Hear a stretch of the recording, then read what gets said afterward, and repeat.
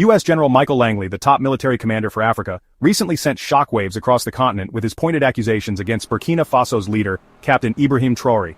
Langley accused Traore of undermining his own people's security and hoarding the nation's gold reserves.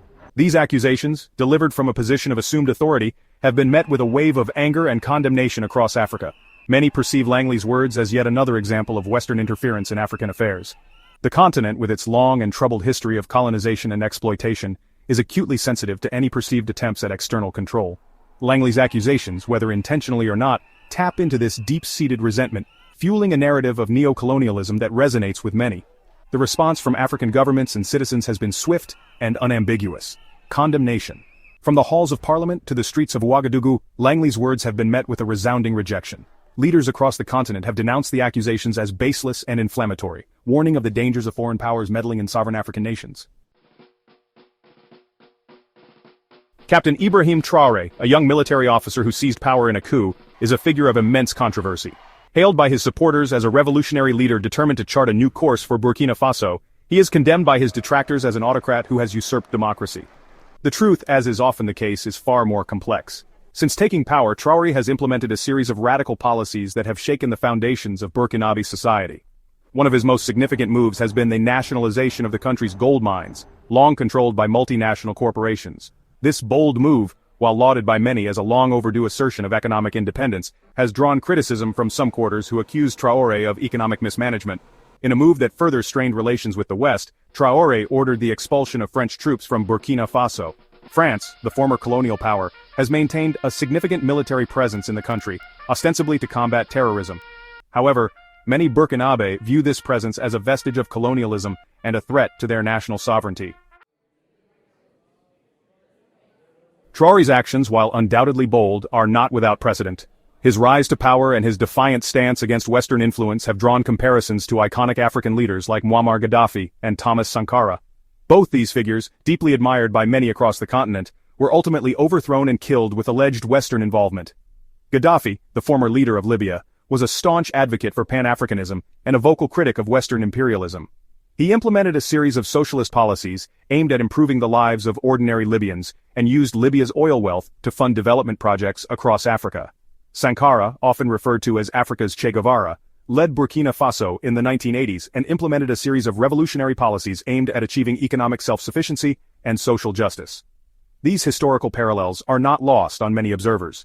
The fact that Traore is being targeted with accusations and criticism so soon after taking power has raised alarm bells across the continent.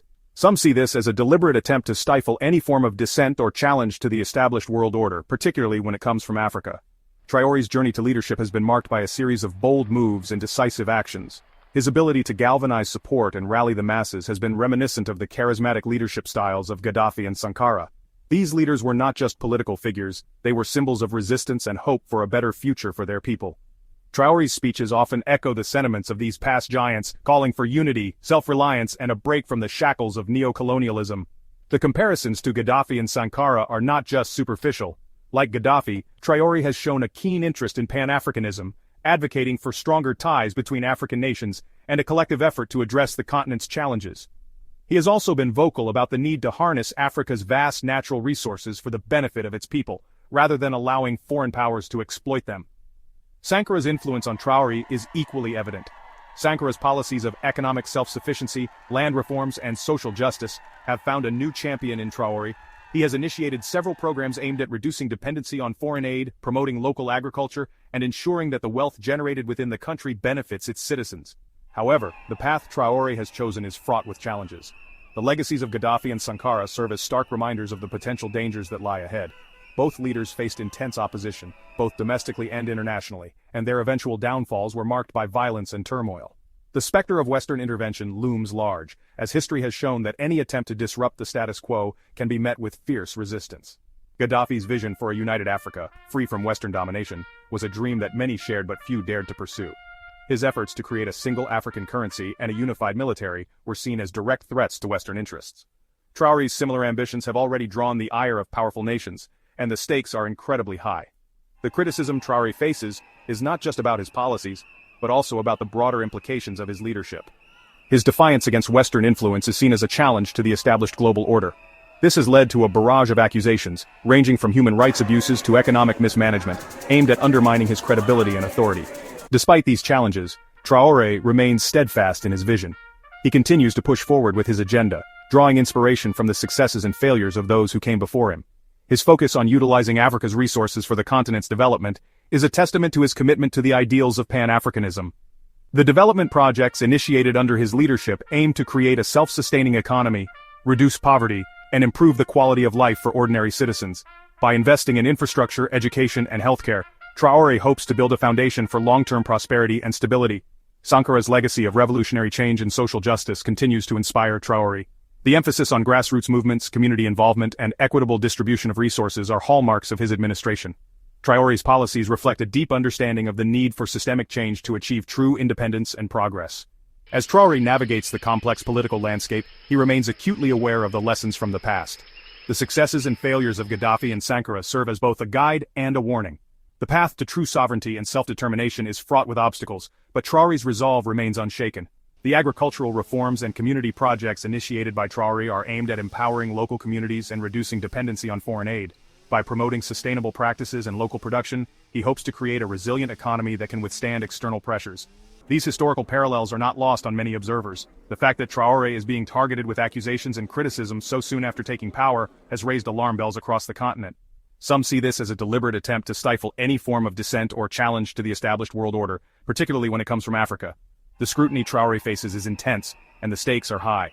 His leadership represents a new chapter in Africa's ongoing struggle for autonomy and self-determination. The outcome of his efforts will have far-reaching implications, not just for his country, but for the entire continent. As the world watches, Traore's actions will be closely monitored. His ability to navigate the challenges ahead will determine whether he can truly follow in the footsteps of the giants who came before him. The journey is arduous, but the potential rewards are immense. Some see this as a deliberate attempt to stifle any form of dissent or challenge to the established world order, particularly when it comes from Africa. The road ahead is uncertain, but Traore's determination and vision offer a glimmer of hope for a brighter future, or challenge to the established world order, particularly when it comes from Africa. The legacy of leaders like Gaddafi and Sankara serves as both an inspiration and a cautionary tale.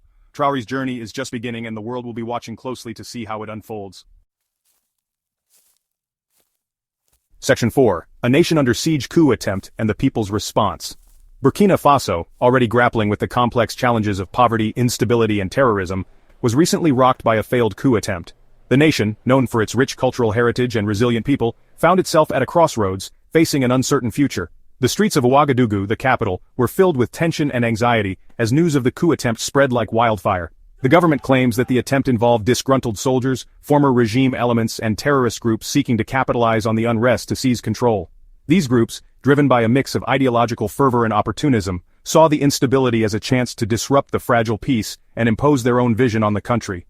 The plotters, however, underestimated the resolve of the Burkinabe people and the vigilance of the security forces. This attempted power grab has further heightened tensions in the country and raised concerns about the fragility of Burkina Faso's security.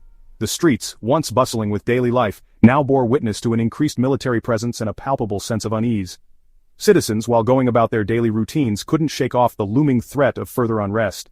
The international community watched closely, with many fearing that Burkina Faso could become another flashpoint in the already volatile Sahel region. The government, in response, has launched a crackdown, arresting several individuals suspected of involvement in the plot. These arrests, while necessary to restore order, have also sparked debates about the balance between security and civil liberties. Human rights organizations have called for transparency and due process, urging the government to ensure that justice is served without resorting to heavy-handed tactics. The crackdown, however, has sent a clear message to those who might consider similar actions in the future. The state will not tolerate any attempts to undermine its authority. While the immediate threat appears to have been neutralized, the failed coup attempt underscores the significant challenges facing Traore and his government. The administration must now navigate a complex landscape of political intrigue, economic hardship, and external pressures. Traore, who came to power with promises of reform and stability, finds himself in a delicate position, needing to reassure both his domestic constituency and international allies of his government's resilience and commitment to democratic principles. In a show of defiance and solidarity, massive demonstrations have erupted across Burkina Faso, with citizens pouring onto the streets to express their support for Traore and denounce the coup attempt. These rallies, marked by a sea of national flags and impassioned speeches, reflect the deep-seated desire for stability and progress. The demonstrators from all walks of life have come together to send a powerful message. The people of Burkina Faso will not be cowed by threats or intimidation. These demonstrations, characterized by a fervent display of patriotism, highlight the deep wellspring of popular support Traore seems to enjoy, particularly amongst those who see him as a bulwark against foreign interference and a beacon of hope for a better future. The unity displayed in these moments of crisis is a testament to the resilience and spirit of the Burkinabe people.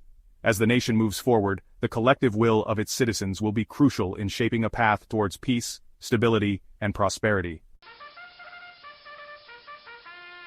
Section 5 AFRICOM, a force for peace or a neocolonial specter. Looming over this unfolding drama is the United States Africa Command, AFRICOM, the U.S. military's operational command for the continent.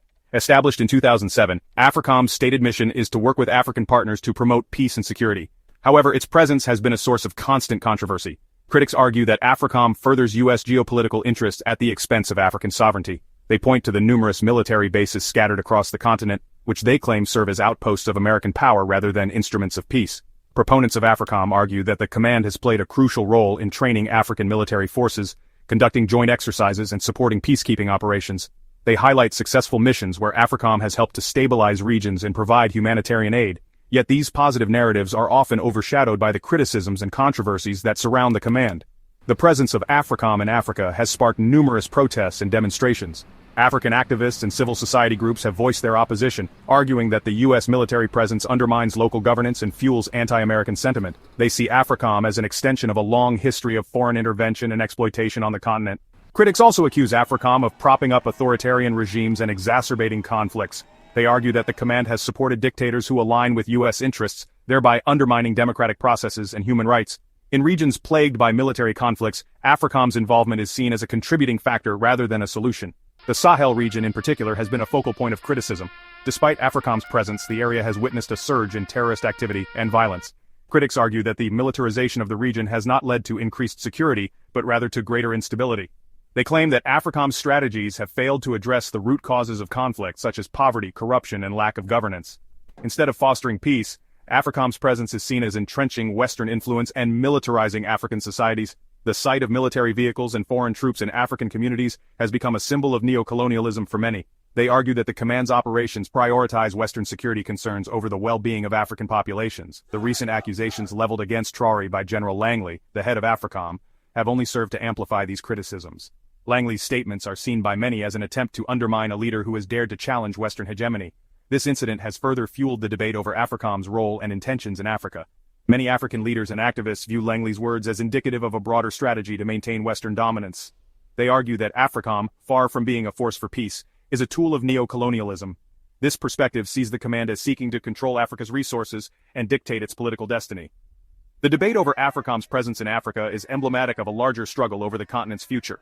As African nations strive for self-determination and sovereignty, the role of foreign military powers remains a contentious issue.